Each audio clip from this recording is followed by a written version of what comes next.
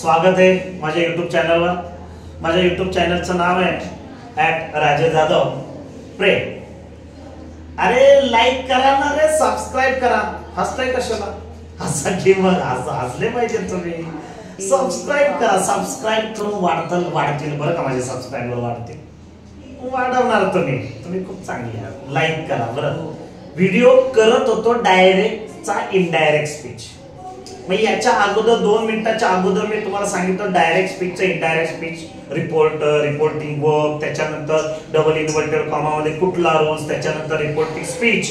आता आपण टेबल पाहणार आहोत, तो म्हणजे डायरेक्ट स्पीच मधून इनडायरेक्ट स्पीच करताना काही बदल करायचे आहेत। डीएस म्हणजे डायरेक्ट स्पीच, आयएस म्हणजे इनडायरेक्ट स्पीच। डीएस मध्ये मी डायरेक्ट स्पीच मध्ये पहा, तुम्हाला मी इकडे यू दिला तर इकडे काय करायचा, ही किंवा शी करायचा। इकडे युअर आला तर इनडायरेक्ट स्पीच करताना काय करायचं मित्रांनो, चेंज करायचा, हिज, हर अँड हिम। दिसत असेल बाळांनो, तुम्हाला दिसतंय। इथं डायरेक्ट स्पीच मध्ये माय, इनडायरेक्ट स्पीच करताना हिज, हर, हिम तेच घ्यायचंय। डायरेक्ट स्पीच मध्ये मी आलं तर इनडायरेक्ट स्पीच करताना वाक्यामध्ये बदल करताना हिज, हर, हिम या 3 पैकी एक योग्य ते काय करायचंय तुम्हाला वापरायचंय। डायरेक्ट स्पीच मध्ये you, your, my, me. Direct speech मध्ये प्रेझेंट मधलं एंड, इज, आर आलं तर इनडायरेक्ट स्पीच करताना काय करायचं बाळांनो, वॉज अँड वर करायचं। डायरेक्ट स्पीच मध्ये प्रेझेंट परफेक्ट मधला हॅव आणि हॅज आलं तर इनडायरेक्ट स्पीच करताना काय करायचं, हॅड करायचं। इनडायरेक्ट स्पीच करताना काय करायचं, हॅड करायचं। डायरेक्ट स्पीच मध्ये तुमच्या इकडं डीड आलं, इकडं हॅड आलं तर इनडायरेक्ट स्पीच करताना काय घ्यायचं, इकडं डीड घ्यायचं। डायरेक्ट स्पीच मध्ये इकडे डू किंवा डज आलं तर इनडायरेक्ट स्पीच करताना काय करायचं मित्रांनो, इकडे डीड घ्यायचं। आणि डीड आलं तर हॅड करायचं, हॅड आलं तर डीड करायचं। डायरेक्ट स्पीच मध्ये कॅन आलं तर इनडायरेक्ट स्पीच करताना त्याचा पास्ट करायचा आहे, कुड करायचा आहे। डायरेक्ट स्पीच मध्ये शाल आलं तर इनडायरेक्ट स्पीच करताना काय करायचं, शुड करायचं। डायरेक्ट स्पीच मध्ये विल आलं तर इनडायरेक्ट स्पीच करताना काय करायचं, वुड करायचं। डायरेक्ट स्पीच मध्ये मे आलं तर इनडायरेक्ट स्पीच करताना काय करायचं, चेंज, इकडं माइट करायचा। हो, डायरेक्ट स्पीच मध्ये बाळांनो नाव आलं तर नावचं काय करायचं मित्रांनो, देन करायचंय। समजता येणार आहे बाळांनो? मग कंटाळला का? हसा पाहू। नाव आलं देन करायचं। डायरेक्ट स्पीच मध्ये हसला ना रे तुम्ही? हसला, हे पण हसतं का असं? नावचं काय करायचं, देन करायचं। डायरेक्ट स्पीच मध्ये इकडं दिस आलं तर इनडायरेक्ट स्पीच करताना काय करायचं बाळांनो, इकडं दॅट करायचं। डायरेक्ट स्पीच मध्ये इकडे दीज आलं तर इनडायरेक्ट स्पीच करताना काय करायचं बाळांनो, इकडे दोज करायचं। डायरेक्ट स्पीच मध्ये इकडं अय्या। डायरेक्ट स्पीच मध्ये दीज आलं दोज, डायरेक्ट स्पीच मध्ये दिस आलं that, now they. Direct speech मध्ये टुडे आलं, हो टुडे आलं तर इनडायरेक्ट स्पीच करताना काय करायचं, दॅट डे करायचं। तर थोडीशी इकडे जागा घेतो मी, थोडीशी डायरेक्ट स्पीच मधून इनडायरेक्ट स्पीच करायचंय।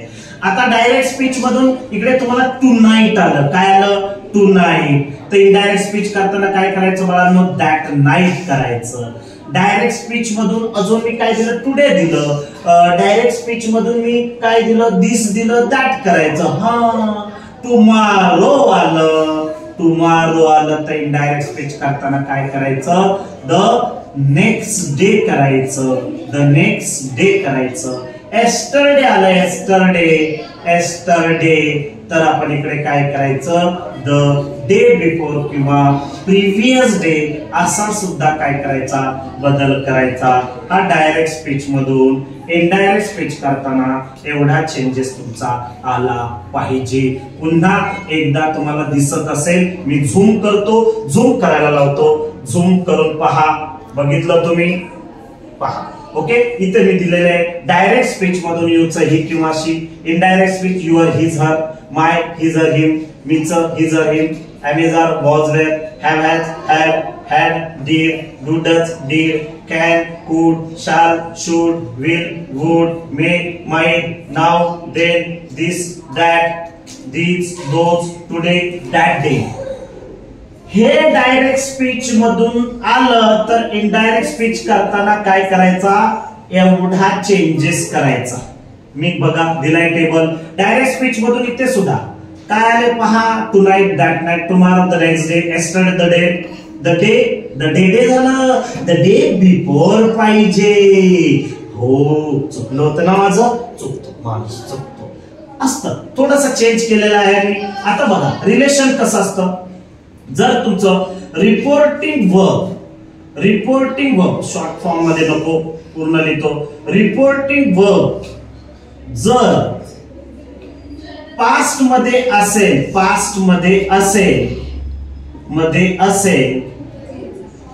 तर रिपोर्टिंग स्पीच मध्ये बदल करताना वाक्य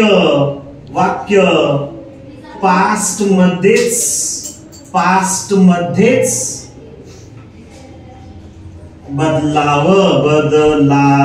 वा छान बदलावं. ठीक आहे.